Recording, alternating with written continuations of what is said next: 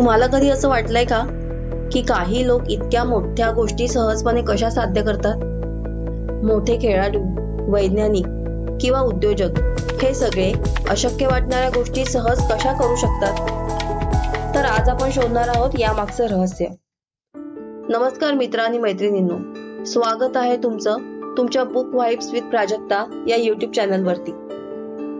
Steven Kotler लिखित the art of impossible हे पुस्तक सांगतं की यशस्वी लोक कोणत्याही जादूच्या कांडीचा उपयोग करत नाहीत, तर ते विशिष्ट मानसिकता आणि विज्ञानाचा उपयोग करतात. हा व्हिडिओ पाहिल्यावर तुम्हाला कळेल की अशक्य गोष्टी करण्याची प्रेरणा कशी मिळते, वेगानं आणि प्रभावीपणे कसं शिकायचं, क्रिएटिव्हिटीचा वापर करून मोठ्या संधी कशा निर्माण करायच्या आणि फ्लो स्टेट म्हणजे काय आणि त्याचा उपयोग तुमच्या यशासाठी कसा करायचा.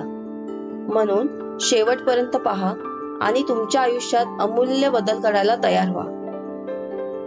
द आर्ट ऑफ इम्पॉसिबल हे पुस्तक मानसाच्या क्षमतेच्या सीमांची ओळख करून देते आणि अशक्य वाटणाऱ्या गोष्टी शक्य करण्यासाठी आवश्यक सायकोलॉजी, हॅबिट्स आणि स्ट्रॅटेजी समजावते. स्टीवन कोटलर यांचं पुस्तक हे वैज्ञानिक दृष्टिकोनावर आधारित असून उच्च कार्यक्षमता म्हणजे पीक परफॉर्मन्स कसं मिळवायचं हे स्पष्ट करते. तर आता आपण पाहूया मुख्य घटक. पहिला मुख्य घटक आहे मोटिवेशन म्हणजे प्रेरणा, म्हणजे आत्मस्फूर्ती कशी निर्माण करायची. तुम्हाला कधी असं वाटतं का की काही दिवस तुम्हाला काहीच करावं असं वाटत नाही, तर काही दिवस तुम्ही प्रचंड उत्साही असता. प्रेरणा ही मोठ्या उद्दिष्टापर्यंत पोहोचण्याची पहिली पायरी असते. तर प्रेरणाचे दोन प्रकार असतात, एक आंतरिक प्रेरणा आणि दुसरी म्हणजे बाह्य प्रेरणा. उत्तम प्रदर्शनासाठी आंतरिक प्रेरणा महत्वाची आहे, म्हणजे आपल्याला जी गोष्ट आवडते ती करत राहणे. आता पाहूया हे असं का होतं. कारण खरी प्रेरणा बाहेरून येत नाही, ती आतून निर्माण करावी लागते. उदाहरण बघूया. शुभमन गिल हा भारतीय क्रिकेटमधला एक उत्तम खेळाडू आहे. तो लहानपणापासून क्रिकेटसाठी खूप मेहनत घेत होता.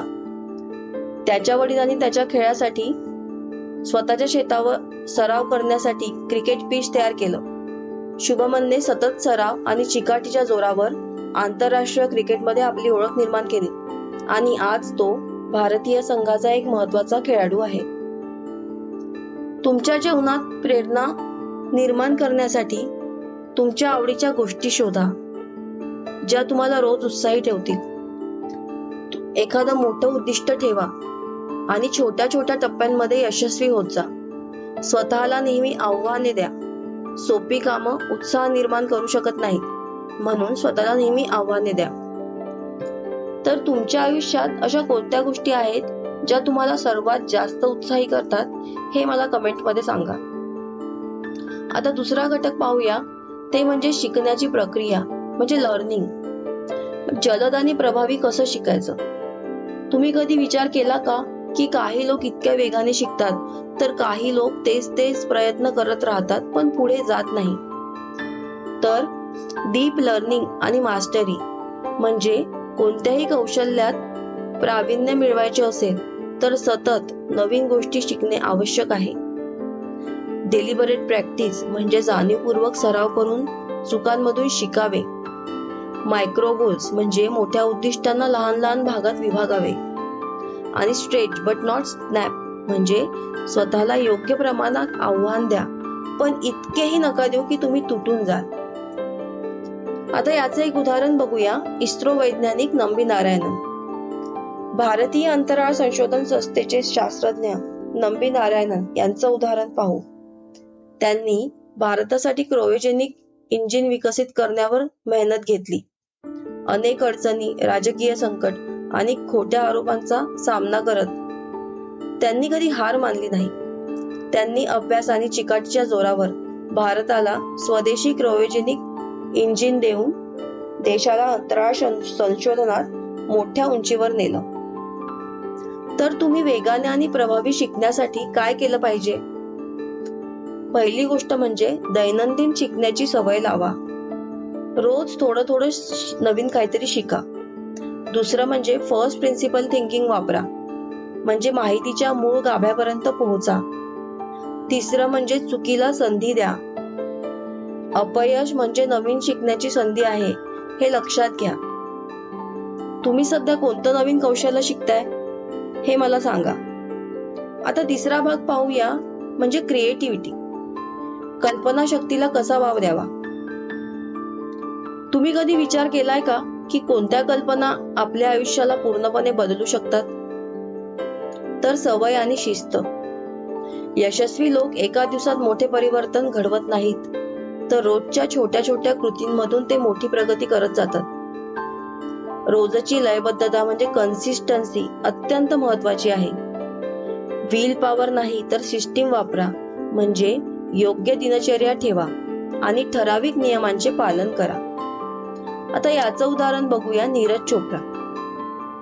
नीरज चोप्राने भालाफेक स्पर्धेत भारतासाठी सुवर्ण पदक जिंकलं. सुरुवातीला तो क्रिकेट खेळायचा, पण लठ्ठपणा कमी करण्यासाठी त्याने ऍथलेटिक्स कडे वळायचं ठरवलं. भालाफेकमध्ये सुरुवात केली आणि आपल्या मेहनतीमुळे जागतिक स्तरावर नाव कमवलं. तर तुमच्या क्रिएटिव्हिटीसाठी तुम्ही काय केलं पाहिजे? तर नवीन गोष्टींमध्ये रस घ्या, जसं की वेगवेगळ्या क्षेत्रांमध्ये प्रयोग करा.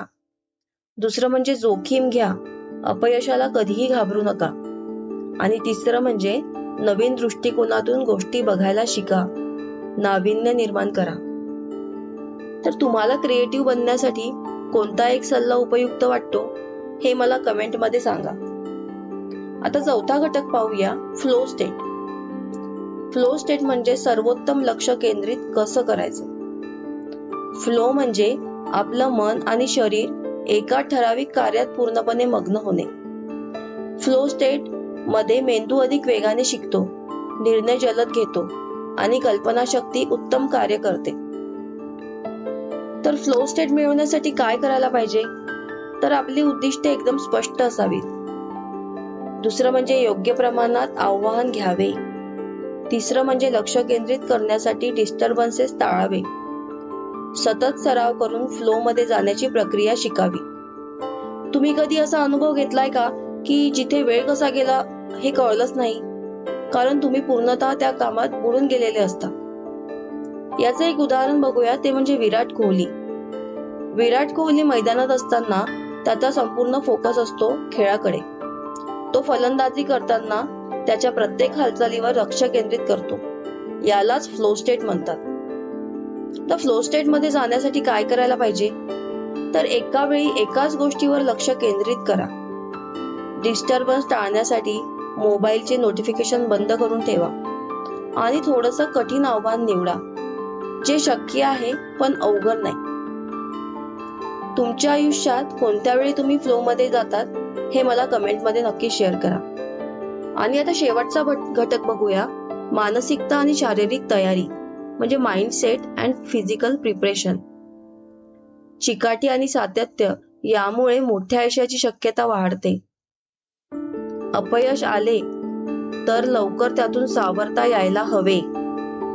आणि नियमित व्यायाम, पुरेशी झोप आणि योग्य आहार यामुळे मेंदूची कार्यक्षमता वाढते. अशक्य वाटणाऱ्या गोष्टी शक्य करण्याची प्रक्रिया, इम्पॉसिबल हा फक्त एक मानसिक अडथळा आहे. योग्य प्लॅनिंग, सराव आणि सातत्य ठेवल्यास मोठ्या गोष्टी सहज शक्य होतात. आता बघूया शेवटचे विचार. द आर्ट ऑफ इम्पॉसिबल आपल्याला दाखवते की ज्या गोष्टी अशक्य वाटतात त्या आपल्याला प्रत्यक्षात साध्य करता येतात, जर आपण योग्य मानसिकता, सराव आणि सवयी लावल्या तर तुम्हाला हा व्हिडिओ आवडला असेल तर नक्की लाईक करा, शेअर करा आणि सबस्क्राईब करा. आता पुन्हा भेटू अशा एका नवीन बुक समरी मध्ये. तोपर्यंत धन्यवाद.